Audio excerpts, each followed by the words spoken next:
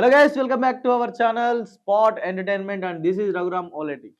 నిన్న జరిగిన match south Africa ఇంకా న్యూజిలాండ్ మధ్య మ్యాచ్ నిజంగా వార్ వన్ సైడ్ అనేలా ఉందన్నమాట మ్యాచ్. అంటే మనం చూసాం, వెస్టిండీస్ వర్సెస్ ఇండియా మ్యాచ్లో అంటే పోటాపోటీగా జరిగిందనమాట. రెండు టీంలు కూడా ఆ 195 టార్గెట్ని చేస్ చేయడానికి ఇండియా చాలా కష్టపడింది. And Sanju Samson almost 97 runs one man show opening దిగి 20 అవర్స్ వరకు అలాగే నిలబడి గేమ్ ఆడి ఇండియాని గెలిపించాడు. అండ్ నిన్న జరిగిన మ్యాచ్ అసలు అది ఎలా అంటే, అరే రాను రాను రికార్డులు ఎలా బ్రేక్ అవుతాయి అనేది కూడా మనకు అర్థం కావట్లేదు. ఒకప్పుడు క్రిస్ గేల్ మన ఆర్సీబీ టీంలో ఉన్నప్పుడు 35 బాల్కి 100 కొట్టి ఒక రికార్డు క్రియేట్ చేశాడు అనమాట. అంటే ఫాస్టెస్ట్ సెంచరీగా 35 బాల్లకు 100 చేశాడు. అయితే ఆ రికార్డ్ని ఫిన్ ఎలెన్ అని చెప్పి న్యూజిలాండ్ ప్లేయర్ 33 బాల్లకి సెంచరీ కొట్టి ఆ రికార్డ్ని అయితే బ్రేక్ చేయడం జరిగింది. అంటే చాలా కాలంగా చూస్తున్నాం, చాలా మంది ఆ దగ్గరకు వస్తున్నారు. 37 బాల్లకు 100, 38 బాల్లకు 100 ఇలా చాలా క్లోజ్గా వస్తున్నారు. కానీ 35కి సెంచరీ ఇంతవరకు ఎవరు బ్రేక్ చేయలేదు. అండ్ నిన్న జరిగిన T20 వరల్డ్ కప్ మ్యాచ్లో మన ఫిన్ ఎలెన్ ఆ రికార్డ్ని బ్రేక్ చేశాడు. హైలైట్ ఏంటంటే మోస్ట్ ఆఫ్ ద రన్స్ వచ్చేసి బౌండరీస్ మీద వచ్చినాయి. 10 4లు 8 6లతో 33 బాల్లకి 100. యాక్చువల్గా లాస్ట్ టార్గెట్ వచ్చేసి 169. అంటే లాస్ట్ బాల్ అంటే 13 ఓవర్లో జరిగినటువంటి ఆ లాస్ట్ బౌండరీ బాల్ అంటే ఒక రన్ తీస్తే మ్యాచ్ విన్ అయిపోవచ్చు. కానీ 33వ బాల్ అతను ఒక బౌండరీతో ఒక 4 కొట్టి క్లియర్గా 33 బాల్కి సెంచరీ కొట్టి ఒక కొత్త రికార్డ్ని అయితే క్రియేట్ చేశారు. అండ్ ఇలాంటి రికార్డ్స్ని చాలా అరుదుగా బ్రేక్ చేయడం జరుగుతుంది అనమాట. రీసెంట్ టైమ్స్లో రికార్డ్ బ్రేక్ అయినదంటే మన సంజు శాంసన్ మొన్న T20 వరల్డ్ కప్లో 50 బాల్స్కి 97 చేయడం అనేది ఒక బ్రేక్. దానికి ప్రీవియస్ అయితే మన విరాట్ కోహ్లీ గారు ఉన్నారు, కానీ దాన్ని సంజు శాంసన్ గారు బ్రేక్ చేశారు. కానీ ఎప్పటి నుంచో మన యువరాజ్ సింగ్ క్రియేట్ చేసినటువంటి 6 బాల్లకు 6 6లు అసలు ఇప్పటి వరకు మళ్ళీ ఎవ్వరూ బ్రేక్ చేయలేదు.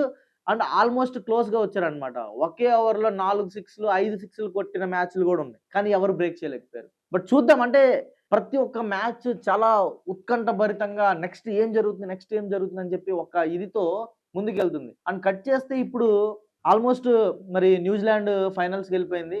ఈ రోజు సెమీఫైనల్స్ ఉంది, ఇండియా వర్సెస్ ఇంగ్లాండ్తో మ్యాచ్ ఉంది.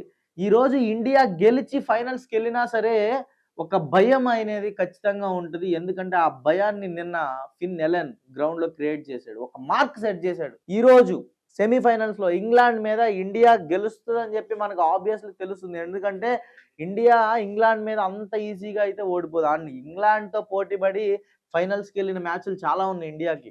అండ్ ఇప్పుడు మన బ్యాట్స్మెన్స్ కూడా ఫామ్ లో ఉన్నారు. మన మ్యాచ్ లో చూసుకుంటే నాట్ ఈవెన్ సంజు శాంసన్ కి సపోర్ట్ గా లాస్ట్ లో వచ్చిన దూబే కావచ్చు, దానికి ముందు వచ్చిన తిలక్ వర్మ కావచ్చు, వీళ్ళ ముగ్గురు కూడా మంచి సపోర్ట్ అన్నమాట. అంటే మంచి స్ట్రైక్ రేట్ తో ఒక మంచి సపోర్ట్ అయితే ఇస్తూ ఉన్నారు. అట్ ద సేమ్ టైం ఇలాంటి బ్యాటింగ్ అయితే మన ఇండియా టీంలో లేదు ప్రస్తుతానికి. ఫిన్ ఎలెన్ నిన్న సెట్ చేసిన మార్క్ అలాంటి ఒక బ్యాట్స్మెన్స్ మరి మన ఇండియాలో ఇప్పటి వరకు మనం చూడలేదు సీరియస్లీ. అంటే ఈ మాట అంటే మన ఇండియా ఎవరైతే ఇండియన్ క్రికెట్ ఫ్యాన్స్ కోపం రావచ్చు, కానీ రియలైజ్ అయ్యి చూస్తే 33 బాల్లకు సెంచరీ మన ఇండియా ప్లేయర్ ఏ ఒక్కళ్ళు కూడా ఇప్పటి వరకు చేయలేకపోయారు. కానీ అది అన్ని వేళలా సాధ్యం కాదు, ఇది ప్రతి ఒక్కరికి తెలిసిన విషయమే.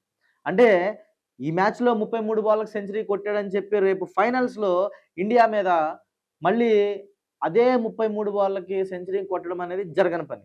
ఎందుకంటే ఒక రికార్డ్ని క్రియేట్ చేసి మళ్ళీ దాన్ని వెంటనే నెక్స్ట్ మ్యాచ్కి తిరగరాయడం అంటే చాలా చాలా చాలా కష్టం.